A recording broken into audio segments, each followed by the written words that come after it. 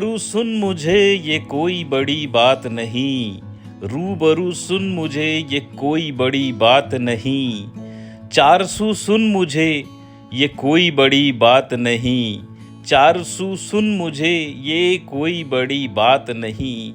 मैं तेरी रूह को छू पाऊं तो गज़ल होगी, मैं तेरी रूह को छू पाऊं तो गज़ल होगी, वरना तू सुन मुझे ये कोई बड़ी बात नहीं, वरना तू सुन मुझे ये कोई बड़ी बात नहीं। हेलो और नमस्कार दोस्तों, आपका बहुत बहुत स्वागत है, हृदय तल से स्वागत है कि आप यहाँ तक चलकर मेरे चैनल में आए।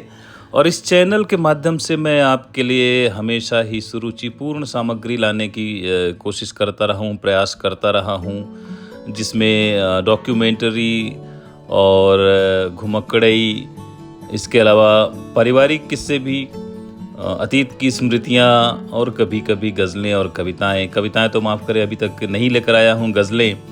और इस तरीके से पिछले 2 सालों से ये सिलसिला चलता रहा है, तारतम्य में रहा है दोस्तों।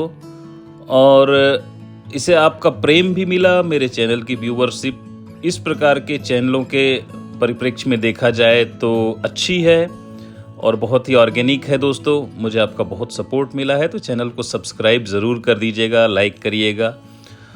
आज बात करने जा रहा हूँ आपसे मैं एक हिंदी गज़ल की।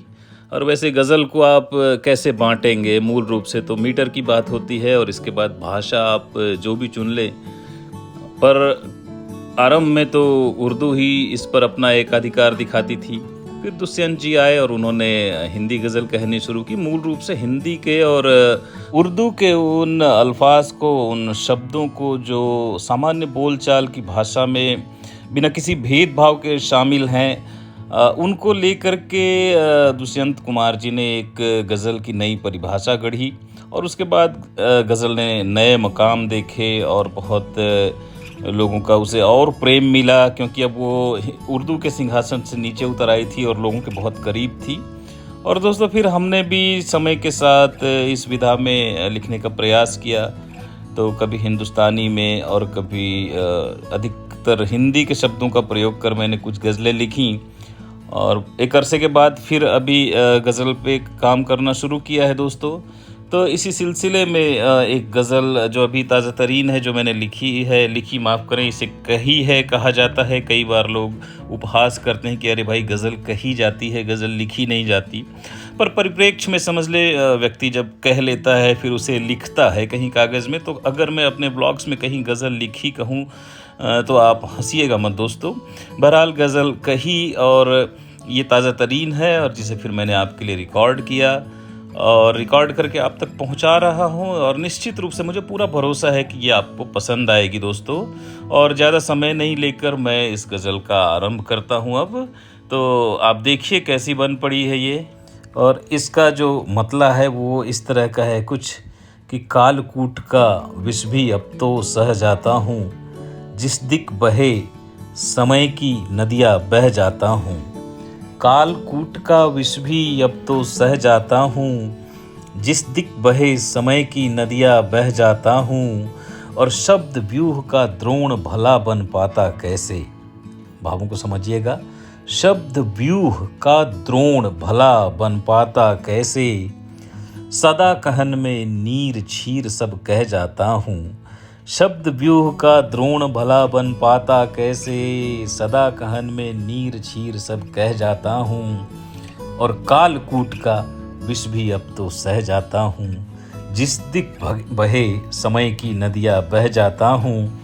और अगला इसका जो शेर है वो कुछ इस तरह से है कि नाम तुम्हारे महलों के सुख मैं या यावर, नाम तुम्हारे महलों के सुख मैं या यावर, लगे घाट जिस नौका उस पर रह जाता हूँ। और कालकूट का विष भी अब तो सह जाता हूँ। नाम तुम्हारे महलों के सुख मैं या यावर, ध्यान दीजिएगा शेर पर, कि नाम तुम्हारे महलों के सुख मैं या यावर, लगे घाट जिस नौका उस पर रह जाता हूँ। और जिस दिक बहे समय की नदियाँ बह जाता हूँ। और दोस्तों अगला शेर है इस गज़ल का कि अश्वरूढ़ तुम जीतो स्वर्णिम नए दिगंतर, अश्वरूढ़ तुम जीतो स्वर्णिम नए दिगंतर, मुझे मिल सका मरुथल, मरु में रह जाता हूँ। मुझे मिल सका मरुथल, मरु में रह जाता हूँ, और कालकूट का विष भी अब तो सह जाता हूँ। अश्वरूढ़ तुम जीतो स्वर्णिम नए दिगंतर, मुझे मिल सका मरुथल, मरु में रह जाता हूँ, और कालकूट का विष भी अब तो सह जाता हूँ। और दोस्तों अगला जो शेर है इस गज़ल का वो कुछ ऐसा है कि स्वप्न था बनूं दुर्ग, स्वप्न था बनूं दुर्ग, बन गया महल धूलि का। स्वप्न था बनूं दुर्ग, बन गया महल धूलि का। यही बहुत बनता हूँ चाहे ढह जाता हूँ, यही बहुत बनता हूँ चाहे ढह जाता हूँ, और जिस दिक बहे समय की नदियाँ बह जाता हूँ। और दोस्तों आखिरी जो शेर था, आखिरी जो इस गज़ल का शेर है वो कुछ इस तरह से है कि बहुत ही ध्यान से आप सुनेंगे। आपसे मैं प्रार्थना करूंगा कि इसे ध्यान से सुने कि तुम अमर्त्य भव भोगो अश्वत्थामा मैं तो, तुम अमर्त्य भव भोगो अश्वत्थामा मैं तो, कर शर शैया शयन भीष्म अब यह जाता हूँ, और कालकूट का विष भी अब तो सह जाता हूँ। एक बार फिर से पढ़ूंगा आपके लिए कि तुम अमर्त्य भव भोगो, भव मतलब संसार होता है, अमर्त मतलब अमर, तो तुम अमर्त्य भव भोगो, तुम अमर्त्य भव भोगो अश्वत्थामा मैं तो, कर शर शैया शयन भीष्म अब यह जाता हूँ, और कालकूट का विष भी अब तो सह जाता हूँ। जिस दिक बहे समय की नदियाँ बह जाता हूँ, जिस दिक बहे समय की नदियाँ बह जाता हूँ। दोस्तों कैसी लगी आपको ये गज़ल? मैं जानता हूँ कि इसमें कुछ हिंदी के क्लिष्ट शब्द आए, पर आप ये समझ लें कि ये तो हमारी भाषा है, मातृभाषा है, इसलिए हमें इसको जानना आवश्यक है, इसे समझना आवश्यक है। अंग्रेजी से हमारा प्रेम हो सकता है लेकिन हिंदी तो हमारी माँ है।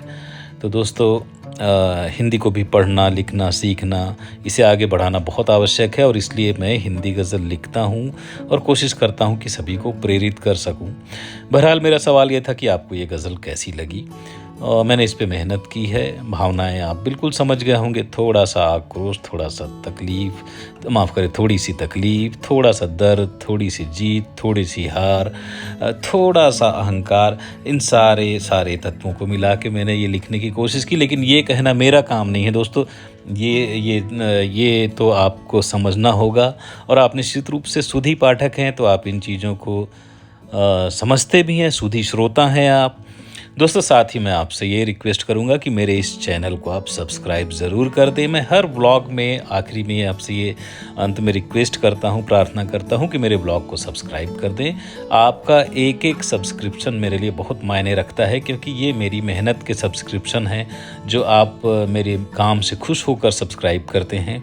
तो दोस्तों ये करना मत भूलिएगा, और इस गज़ल को आप शेयर ज़रूर कर दें, लाइक ज़रूर कर दें।